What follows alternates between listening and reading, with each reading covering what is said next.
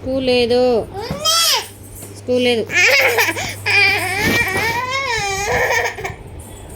స్కూల్కి వెళ్తావా?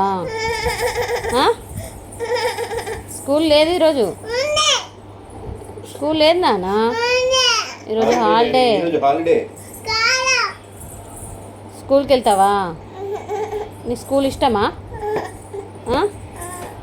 ఇంట్లో ఎందుకు ఉండవా? స్కూల్ అంటేనే ఇష్టమా? స్కూల్కి వెళ్తావా? ఏం చేస్తావు స్కూల్కి వెళ్ళి? అందుకే స్కూల్ పోతావా? స్కూల్ లేదన్నా కదా నేను. లేదు స్కూలు.